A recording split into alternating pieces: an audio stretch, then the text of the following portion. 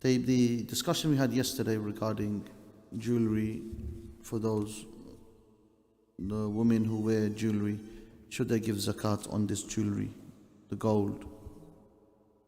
Okay, for an example, should they give the zakat on this jewelry if it meets the nisab and so on and so forth?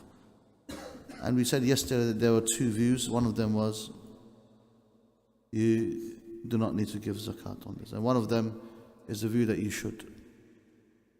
And looking at that sanad, the chain of narration, we spoke about the opposing view of those who say that you don't need to give zakat because the hadith is weak.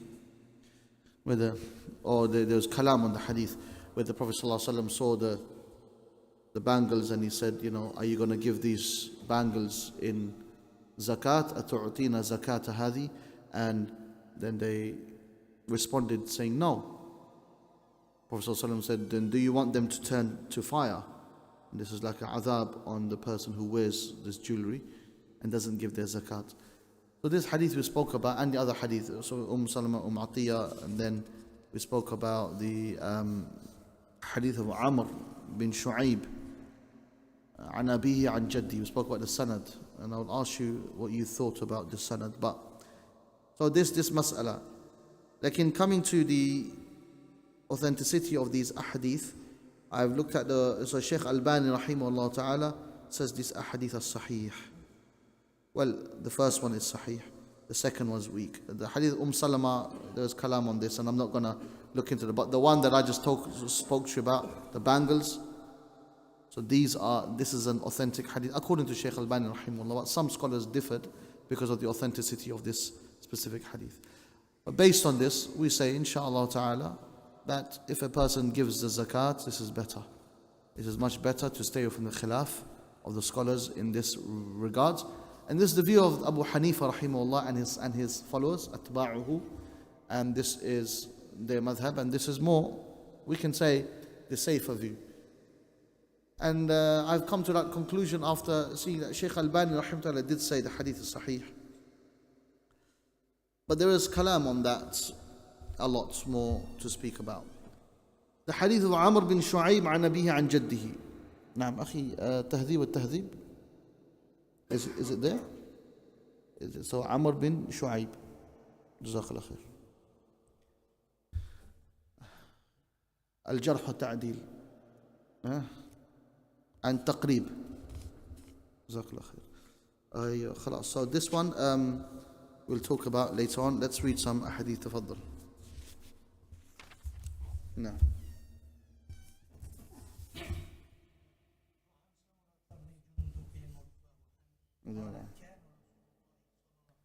صلى الله عليه وسلم.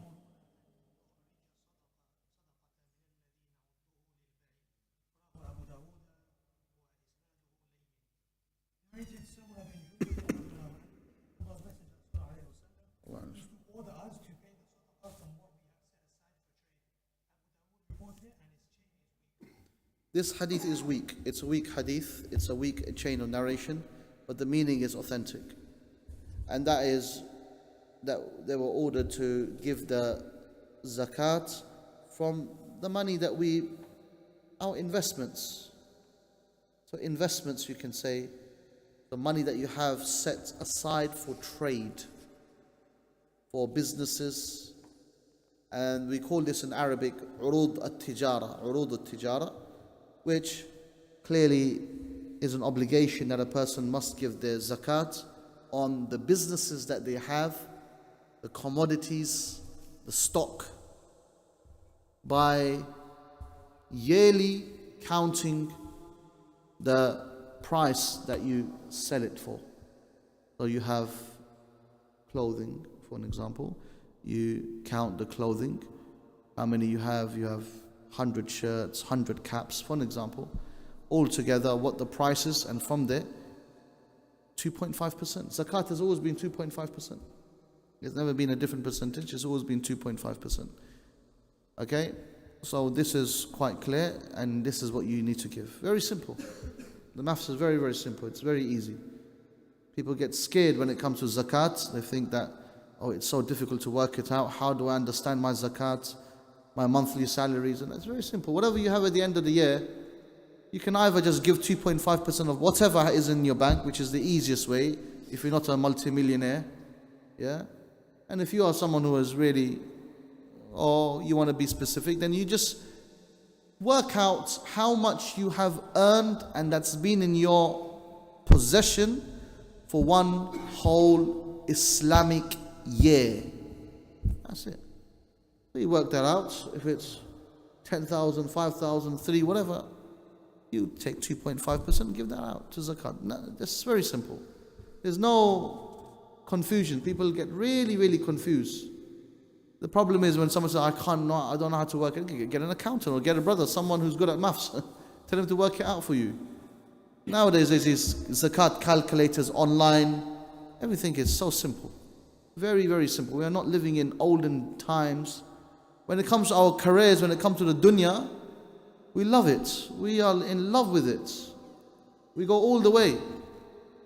Crypto, what's the other ones?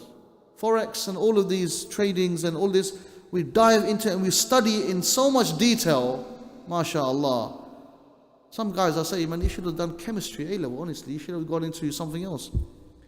Yeah, they've gone into so much details, MashaAllah, that they have mastered the whole science behind it. And then they'll say, it is halal because such and such. Anyway, I don't entertain with that discussion. That's not what we're going to talk about today, right? But the point is, for zakat, for that which is fard, obligatory, Allah says, إِنَّمَا الصَّدَقَاتُ لِلْفُقَرَاءِ. This zakat is for the poor people. Allah has explained it, فُقَرَاء وَالْمَسَاكِينَ. These are in need. And this is why if you haven't given your zakat for 3 years, for an example, you can't say, it's wait, oh, Shaykh, I forgot. Is it okay? No. Your salah, if you forgot to pray Fajr today and you woke up, will you say, okay, it doesn't matter? You got to make it up. Yeah. You have to make it up. Yeah, you can't say, because this is the right of the faqir. This is the right of the poor person who is in need. Someone take your rights away, they take your house away. Allah forbid, for an example. Yeah. It's your haqq. You have to take it back. You're not going to say, no, it doesn't matter, you took my right. It doesn't matter. No way. You ask the fuqara about this. And they're the most humble. This is why fuqara will be the first to enter Jannah. This is the hadith which is sahih, thabit. Fuqara, among them, this batch will be the first min awa'il yadkhulun Jannah, subhanallah. But this is the fadl for them from Allah subhanahu wa ta'ala, you know. This is a rahmah, wallah, for them. Now, this hadith, even though if it's weak, the meaning is definitely authentic. No.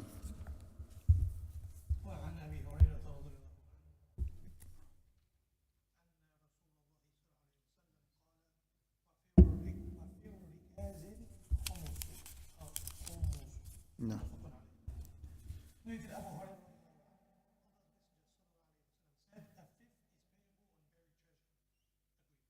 Yeah, so rikaz, this is famously known from the people of the Jahiliyyah, the people before. They would, you know, they would hide treasures and stuff like this. I mean, you won't probably find treasure outside on Leyton High Road like this, but al-rikaz is known, and this is sahih, and this is until the day of judgment.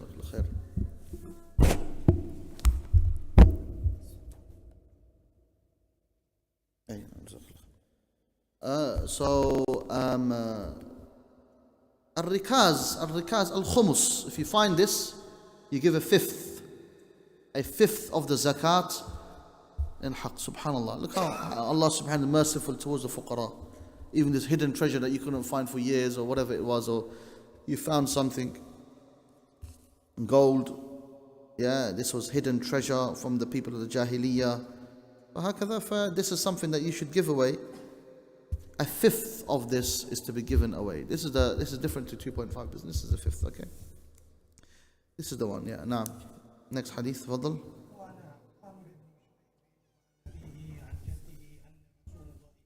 Allah sallam.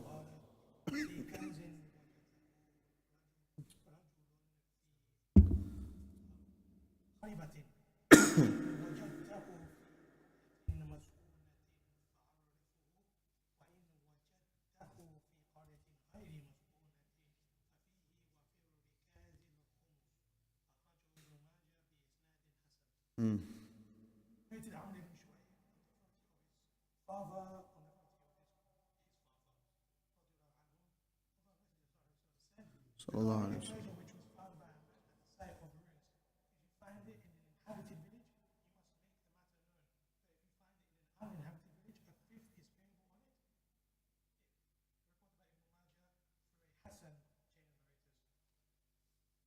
So just that word khariba refers to الدار الخراب التي غير عامرة جمعها خراب.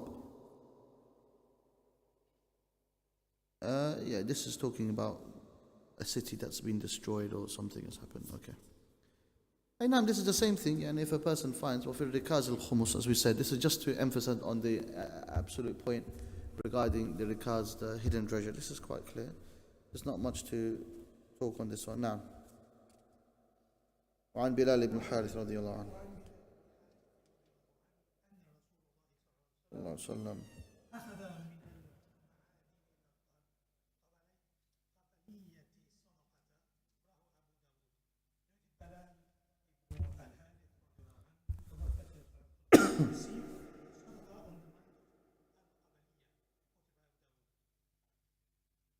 Yeah, this is a place which is near the Red Sea.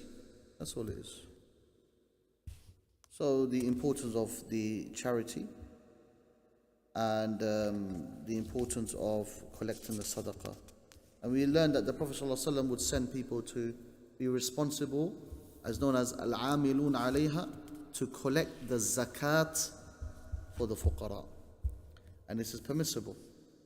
Yeah, nowadays people as well.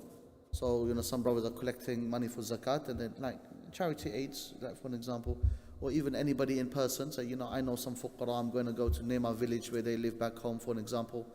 I'm going to be collecting some zakat. This is a sunnah, azima jiddan. This is very important and something that should be practiced.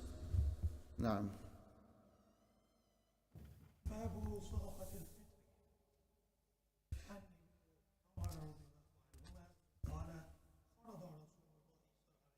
Allah alayhi wa sallam.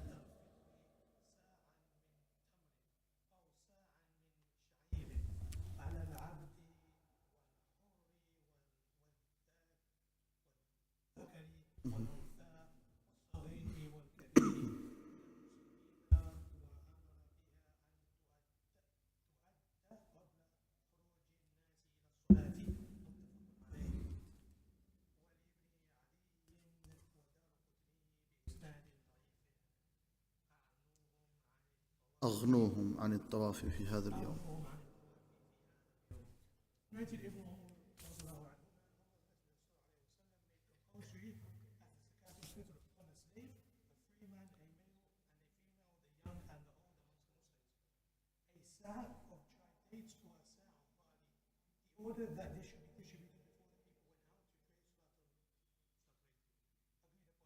Okay, so this hadith of Ibn Umar radiallahu anhuma, this is now we have come to the chapter of Zakatul Fitr or Sadaqatul Fitr, same thing. And that the Prophet ﷺ obligated fard, he made fard, the given as Zakatul Fitr, a sa' from tamar. Tamar, as we said, sa' yesterday, is 4 handfuls. So this is how much of dates that you need to give. Yeah, roughly 2 kilograms or something. I don't know the exact measurement, I can't remember. But anyway, a sa' of tamar, and likewise a sa' of barley, and this is it.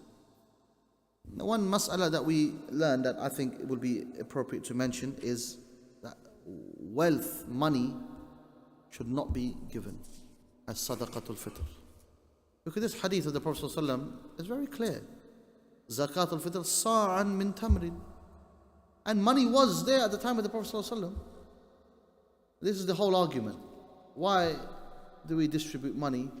And one of the problems that we have for an Eid Salah time, and then there's a box that goes around just before the Salah, everyone says, guys, just before the Salah, just make sure you put your money in there.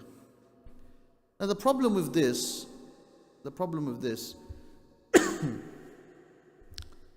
is, yes, if they are going to manage to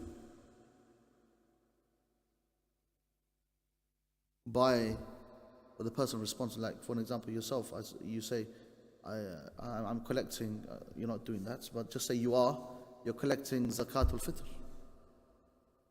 You're collecting money. It should be 2 days in advance, before Eid. This is the best one.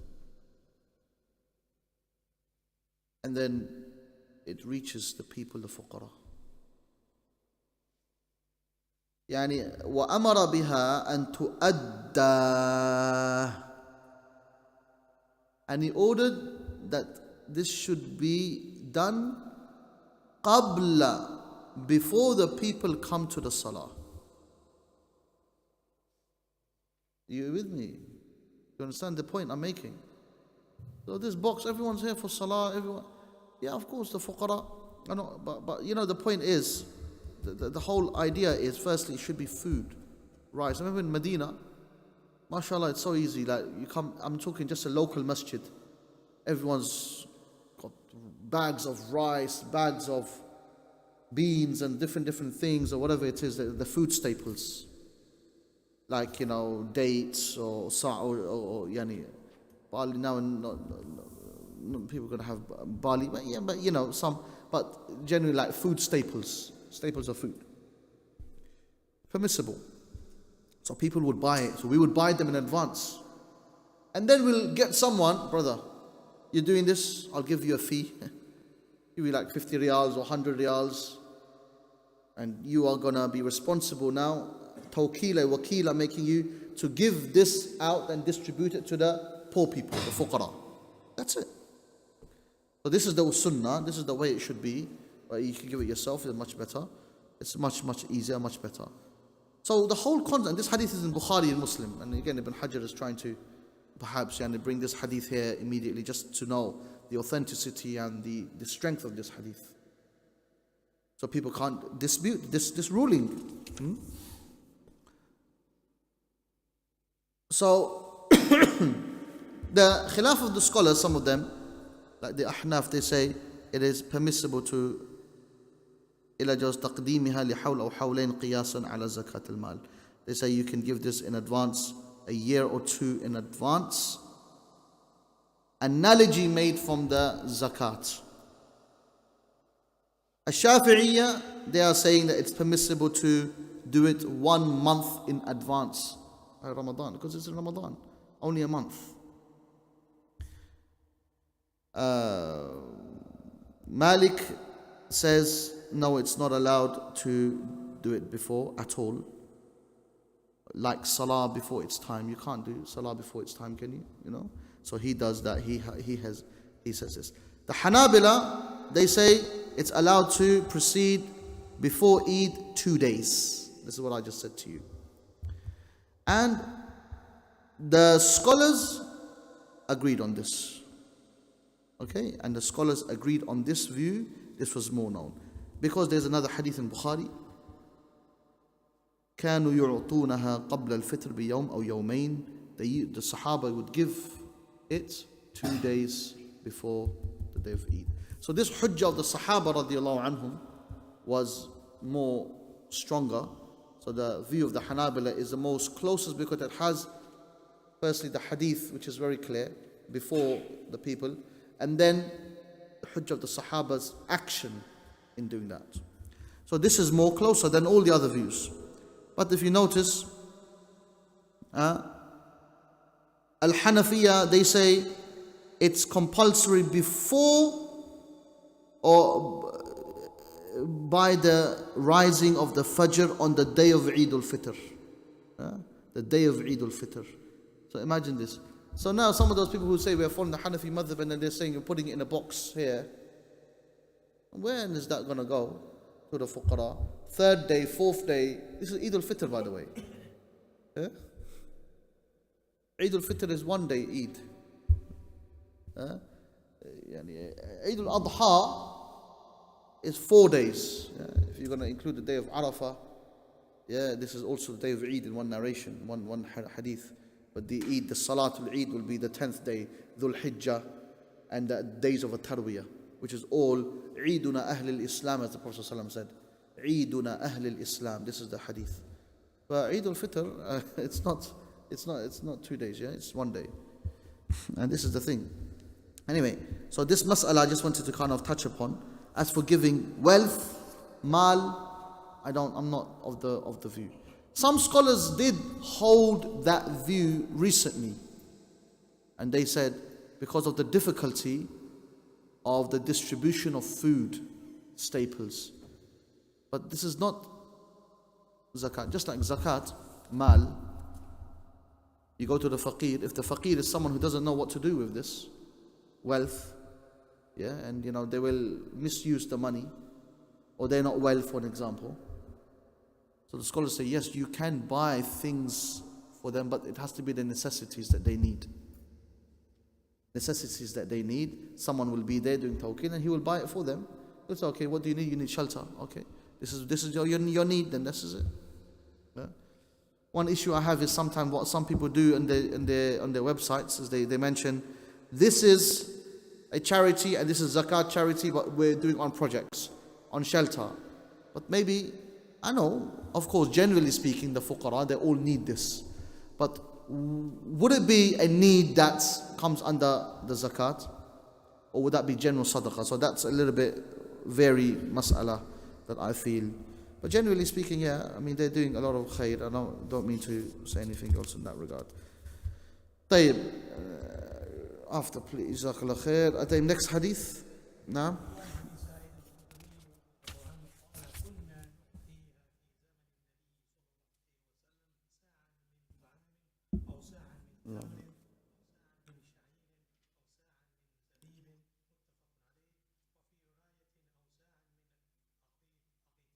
No.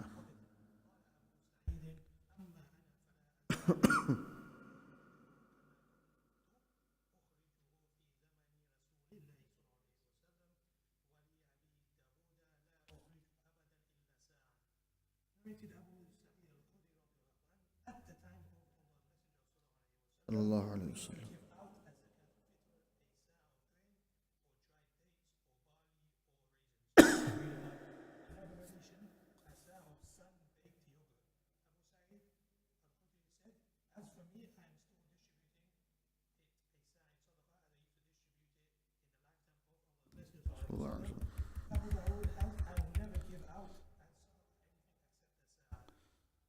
Jazakallah khair. شوف, this ahadith is a rad,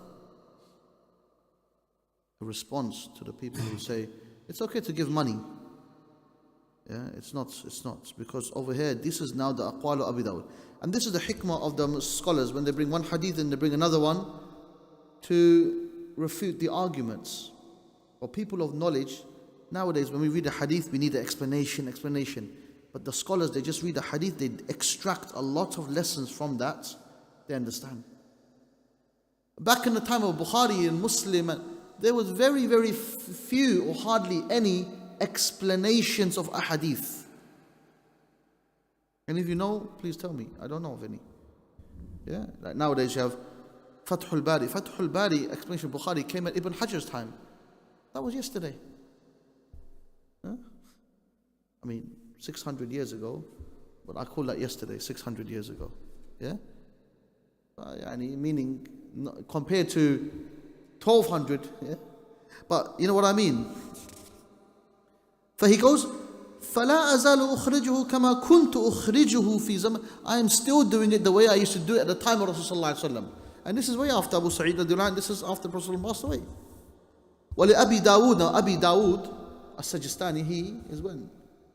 He came at the time of he's at the time of Bukhari, Muslim, at this time, which was another almost, let's just say 200 to 300 years later after the Prophet passed away. And he goes, La ukhriju abadan illa sa'an. I'm only going to do a sa'. A sa' of, like, as 4 handfuls. A sa' means four handfuls of whatever it be. Even though some may say, but this man is not saying more than a sa' or less than a sa'. But the point is, this is what he's going to give. He's not giving money, he's not giving.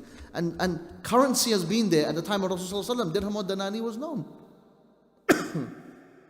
Pounds wasn't known. Yeah, we know that. But, this is it. There you go. Now. تفضل.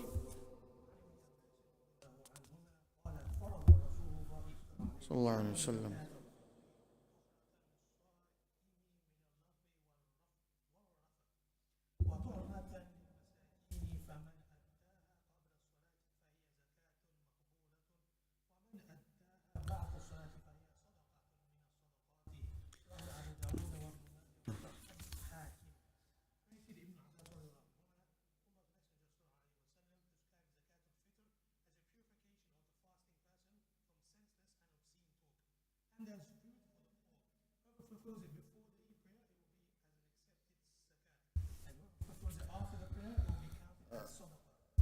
طيب, over here, شوف, صدقة, like here again, another response, another complete response, which is that the zakatul fitr, firstly, tuhratan lis-sa'im, it's a purification for the person who's fasted.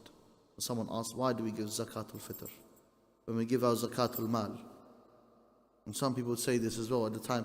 Say, Shaykh, I just gave my zakat in Ramadan, now I have to give zakatul fitr as well. Nah, don't joke about the deen, ya akhi. Deen is what Allah has legislated, not me. If it was me, you can say whatever you want, do whatever you want. But I can't legislate anything. It's only Allah subhanahu wa ta'ala. Allah ta'ala made this deen from Allah. And there was hikmah, and there is benefits, and there was khair. And if we argue and if we start to debate on the divine revelation, then this is kufr, this is disbelief. Or it can lead to disbelief. For Rasul, he obligated zakat al-fitr tuhratan lis-sa'im, purification for the fasting one. Min al-laghu wal-rafath. Why? SubhanAllah, look at this, look at the wisdom. If you listen to this hadith, I plead the imams, the mashayikh, to read this hadith on the day of the Eid khutbah if they can. Yeah? Which is that the fasting, in the fast you've made some mistakes, let's be honest. We're going to make mistakes. Min al-laghu wal-rafath, doing things which is not right. And laghu is like, you said things. In fact, the correct meaning of laghu is al-kalam alladhi la fa'idata fih. Speech where there is no benefit in it. So, laghu, you've done it. You've said things. Maybe you got angry and you said, I'm fasting. Yeah? You realized.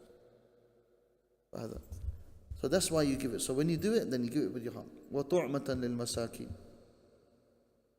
The problem is when sometimes people ask you these questions, say, why do you have to give zakat al-fitr? And you say, come on, it's fard. Give them more explanation like this hadith here. The hadith sahih, this is an authentic hadith. Yarhamukallah. So the one who does this before the salah, then this is an accepted zakat for fitr. And the one who does it after salah, it's just sadaqah. It's not zakat now. You've missed out on the obligation. And this hadith mentions farada. Means zakatul fitr, the hukum is obligatory. What do we say? What is obligation? Huh? Yes. Rewarded if you yuthabu ala fa'ilihi wa yu'aqabu ala tarikihi. The one who does it will be rewarded, and the one who leaves it will be punished. Not rewarded can mean, okay, he doesn't get rewarded, it's okay. No. Punished. Yu'aqab. It means punished. Yeah? Okay, good. So this hadith is clear and sahih. Now, you had questions, Akhi?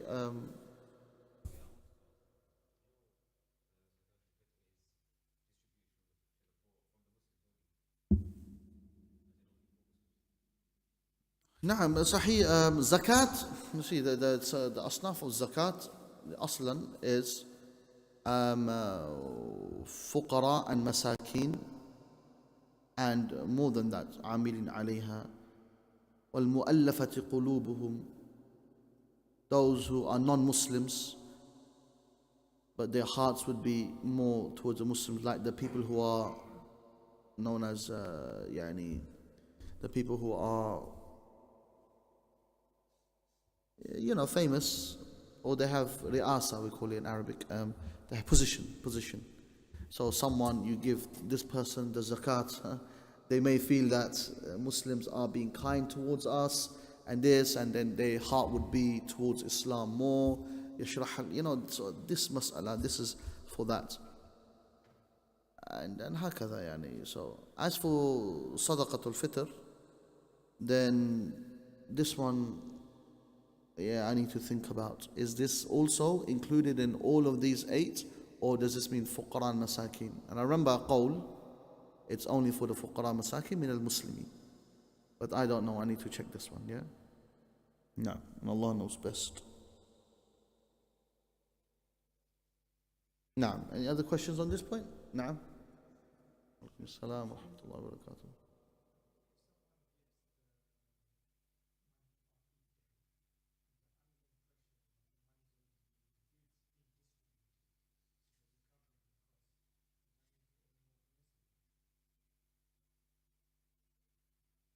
How do you mean?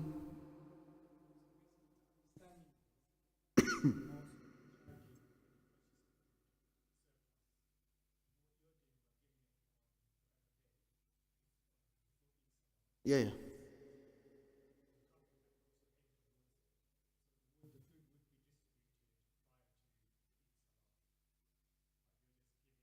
Yeah, if you give it 2 days before or 1 day before. Yeah, 1 day, 2 days before, and the mosques, committees, or they say this is going to the poor people before the Eid Salah. You with me? It's a food that is to be reached before the Eid Salah.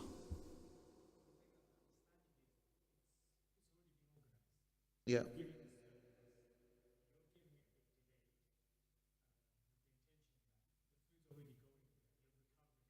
I mean, this question was asked to some mashayikh, and they said, look, a person does his responsibility and he bases it on that. So now when you come or me, I come into a mosque, and I don't know what they are when it's being distributed or when it's been going, I'm thinking that they are following it according to the sunnah. The problem is that when some of the people, they say, well, we're just collecting the money, we're just going to give the money after the salah, which 2 days later, you know what I mean? So this is an issue. This is an issue in my opinion. But if you're saying to me it's ready, they've bought it, everything is ready, and it's being distributed before the salah, then yes, this is perfect. Anything after the salah is sadaqah, it's not zakatul fitr. So the issue is the timing. So for example, you're musalli here, you guys are musalli, I take responsibility, I say I'm going to collect zakatul fitr. Eid is 2 days later. I say I'm collecting it today because I'm sending it at this specific time. Asr tomorrow, it's going to reach before the Fajr over there. That's it. This is the way I will do it. I will carry out the responsibility. Or if you want to follow the view of the Shafi'iyya, which is also kind of accepted according to some scholars, which is to do it at the beginning of Ramadan, and then many of them, they do it before Ramadan. Look, the thing is, the charity aids nowadays, I'll tell you something, it's not about the most authentic qawl al-rajih. They just say, look, we're going to try and get to the fuqara, get to the poor people, we're going to distribute the food, and hopefully we're going to do it before the Eid Salah. So this is the responsibility that they take, isn't it? So they follow the view Shafi'iyya or the Hanafi view, which is a year in advance if you want, which is that view. I like to say on the safest opinion, which is the safest, which is backed up with the correct ahadith of the Prophet ﷺ, which is the view of the Hanbali madhab in this regard, because of the Sahaba's action, radiallahu anhum, and that is to do it 1 day or 2 days only before. You with me? I'll get your point regarding, the surplus and, they've done it in advance. But the thing is it given when, what time? after the salah or before the salah? Yeah.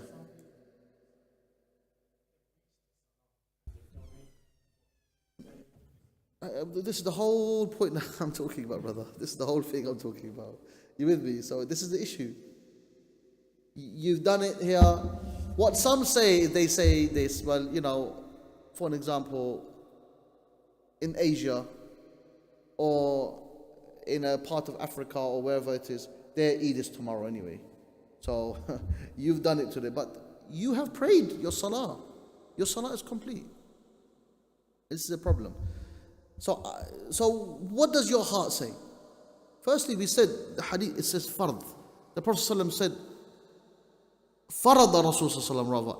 The Prophet ﷺ made this obligated from Allah, obligation. It's not a sunnah.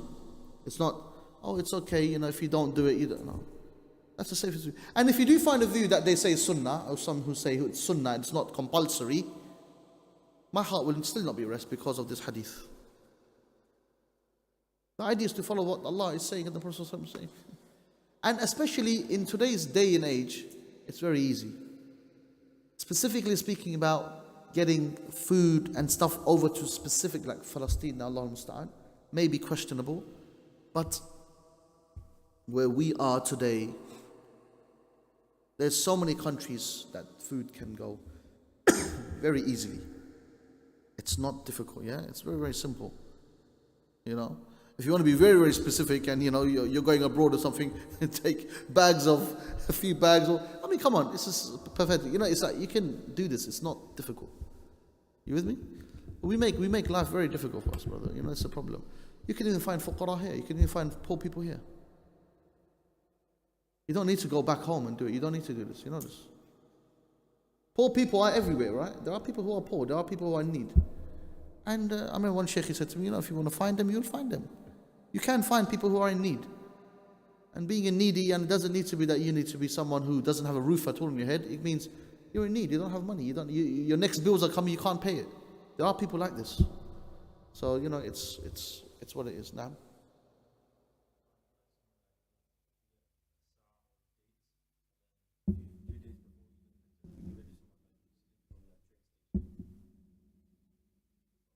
Anyway, the discussion regarding is it for the Muslims, that I need to look into. That's the one masala I need to revise myself. But I mean, like I said to you, if it's we definitely know with the agreement it's Muslims. But as for do the non-Muslims come into this as well, I don't know. I need to see this. That's all. I'm not sure. I don't know about that one. So say he's a Muslim, of course, yeah. Say he's a Muslim, yes. Why not? There's nothing saying the poor people in the desert, or the poor people in Asia, or the poor people in Africa. No, there's nothing. It's faqir. Allah said, إِنَّمَا الصَّدَقَاتُ لِلْفُقَرَاءِ وَالْمَسَاكِينَ. The fuqara, who are they? Masakin, who are they? People who are in need. Simple. Yeah? Always go back to the rule, the qa'idah, what Allah subhanahu wa ta'ala says. That's sufficient for today. Next lesson we'll be doing on sadaqah tatawwu', and this kitab is not that long, but we then are going to the book of fasting, mashallah, which is very easy. I may delay the book of fasting, and I may delay the book of Hajj for the time of Ramadan, or fasting, and then Hajj, the time of Hajj. So we may skip those and we will go straight to the book of buying and selling. Yeah? Kitab al-Buyu', which is the biggest book in Bulugh Al-Maram, and the most difficult book in terms of fiqh. When you're studying fiqh, Tahara and Salah is the most easiest ones, yeah, and the ones that you can quickly go through. As for buying and selling will be very, very good, because we're going to discuss a lot of transactions, halal transactions, haram transactions, all this, interest 0%, APR, insurance, mortgage, finance, buying a house. Yeah, all of these things, inshallah, we're going to talk about. Wallahu a'lam wa jazakumullahu khair. Last thing I wanted to touch upon for the hadith of Amr. Now, what did you find firstly?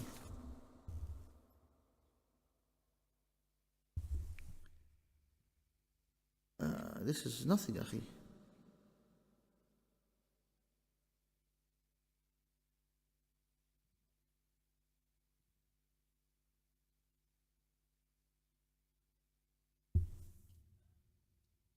Where's come? Yeah. You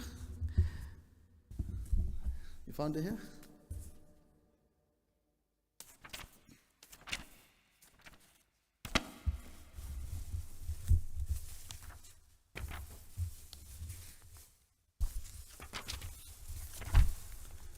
What did you find? Anyone find anything?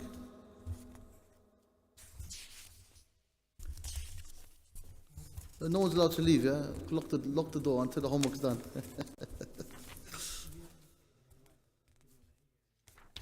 Huh? Yeah, but what did you find?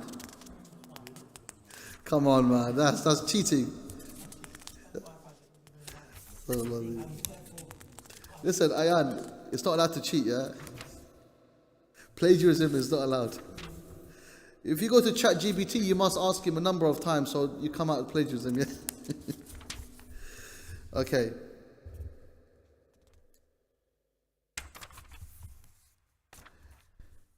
Very quickly, I'm not going to spend too much time on this, inshallah. Just about 4 or 5 hours, inshallah ta'ala. Okay? You ready for this? No. Very simple. This is just to teach you something about the riwayah of al-hadith. Yeah? Huh? They read the sanad, akhi. Ta'al and read the sanad. No, I know you don't have the sanad, but you have the Amr. Read that one.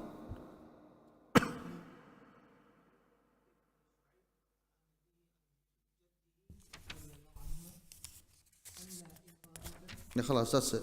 So Amr ibn Shu'ayb. Amr, the son of Shu'ayb, on the authority of who? His father. Huh? And then, who else? An Jaddihi, his grandfather. Okay, here we are. Amr ibn Shu'ayb, he doesn't say anything at all. Nothing. Bin Muhammad bin Abdullah bin Amr ibn al-As, Saduq.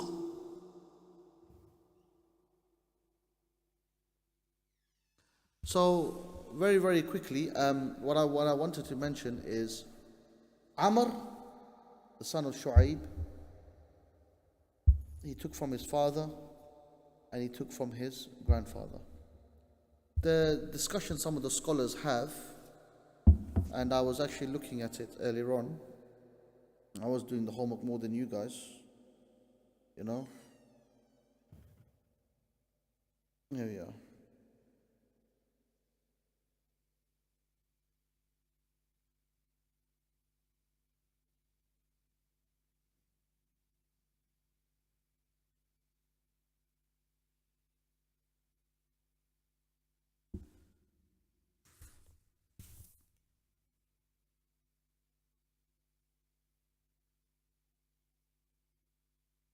No.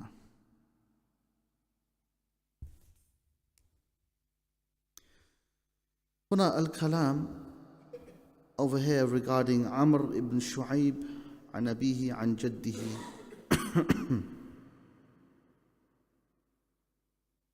It's a long discussion, but I'm going to simplify it with you in just 2 sentences, inshallah.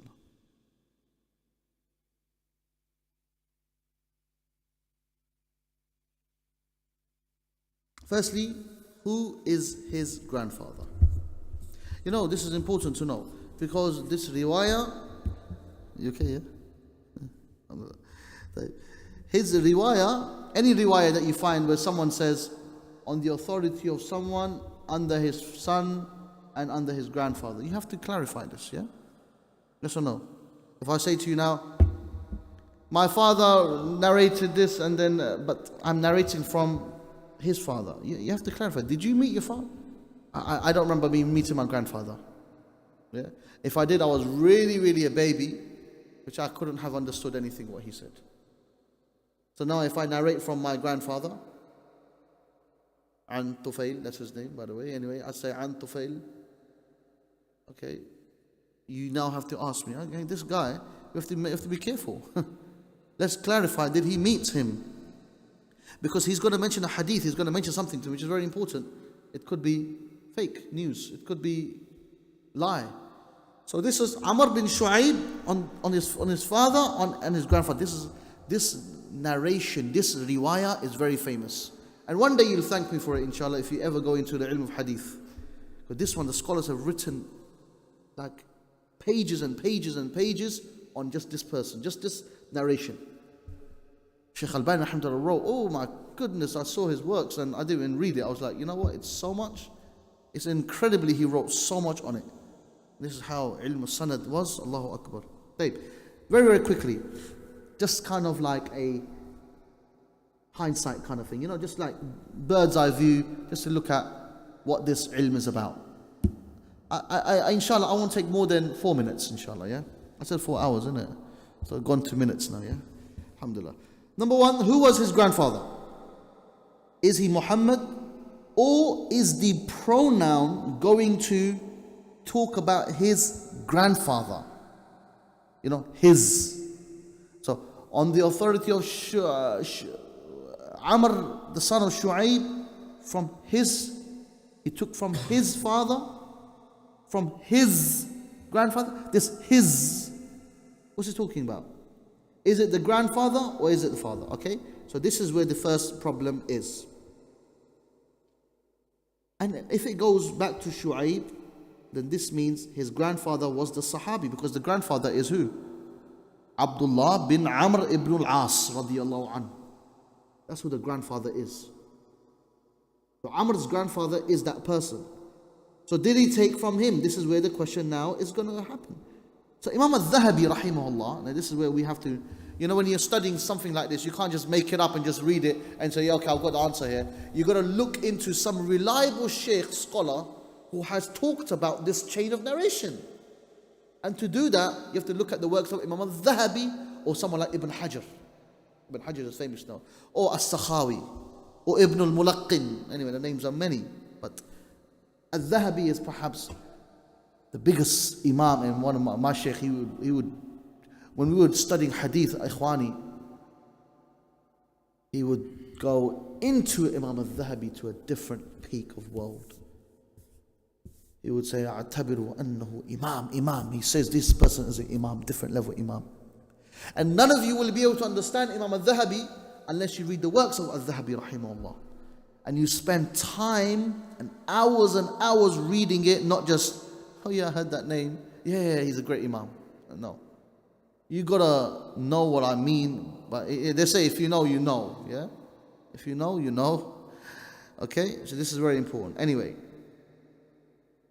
So we've talked about the first thing. Al-Dhahabi rahimahullah ta'ala, in his book Sir A'lam al-Nubala,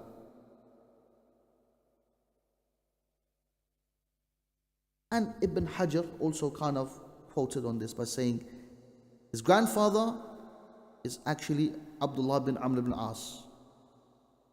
Therefore, this chain is connected. Understand what I'm saying, yeah? Therefore, this chain is connected. But the problem is in Amr himself. Yeah? Amr bin Shu'aib. Good. Him, Imam Ahmad destroyed the argument by saying his narrations are weak. So this is what I wanted to mention. So they say, if we do find another pathway of this hadith being authentic, then the best we do say is Ahsan, Hasan. Unless it's in Bukhari and Muslim, like the hadith. Did you see today's hadith? Today we had the same hadith. No one asked me this question. No one said anything about these. Sahih Bukhari, Sahih Muslim, yeah? Amr bin Shu'aib. Which hadith was it? It's there. But a lot of the scholars have spoken about this. Then, and I want to conclude here, I'm going to stop here because of time now, because it's 4 minutes up now. Now, if he would come with a new ruling, this is where the scholars would say it cannot be strengthened if it's just him alone who came. If it's him, just him, he comes with a new ruling, they won't accept this hadith. This is where the problem is. like Abu Ubaid al-Qasim ibn Salam Muhammad said, regarding the hadith of Amr, when it came to the zakat of Huli, when it came to the zakat issue, that specific hadith, they go, still the scholars are talking about it from the past and contemporary times. So this hadith again is mashkook in my opinion, big time. Because he's the only one who mentioned that, yeah. So this is the thing regarding him. So regarding this, but the question is he the only one who mentioned that regarding that hadith? I'm not going to go into that long detail now. But do look into it yourself about this hadith. Amr bin Shu'aib on his father, on his grandfather, tried to simplify this matter. Believe me or not, you'll have to take about 10, 15 pages to understand what this said, and then you have to simplify what I've just said to you. Trust me. So I'm trying to simplify it very easily for you guys. Just bear that in mind. So when Amr bin Shu'aib bin Abi, generally his narrations are authentic, but there is kalam on certain ahadith, depending on what the scholars have said. If there's no other pathway, then we say the hadith is hasan. Some have said sahih. Like Shaykh Al-Bani said, this hadith, the zakat one is sahih. But what I love about that is that statement of Abu Ubaid al-Qasim. He said, still the scholars are discussing, and this was Abu Ubaid that time, he's, big Shaykh rahimahullah, but he's now saying, he said at that time, still the scholars are talking about him and this narration. So if any of you would like to voluntarily, and this is not obligation now, voluntarily go into his hadith a bit more in detail and open the sanad and go into details, I will help you on that. I will help you, and I would like someone to come forward, inshallah, but there's no obligation. We ask Allah to grant us the ilm al-hadith and this knowledge, and we act upon it. Allah knows best. Jazakumullahu khairah. Sallallahu alaihi wasallam.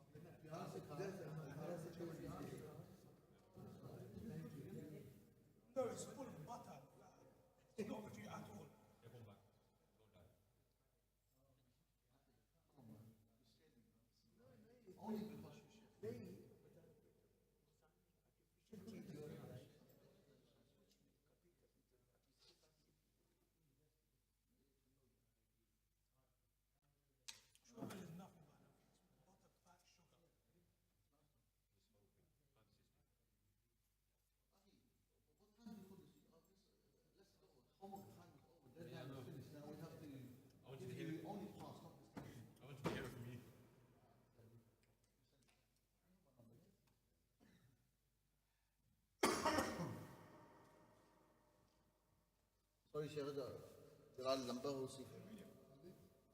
Dars lamba ho.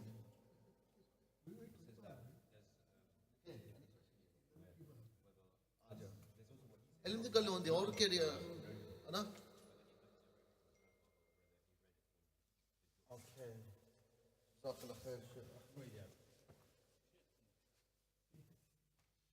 Sheikh in the Arabic language means person of age.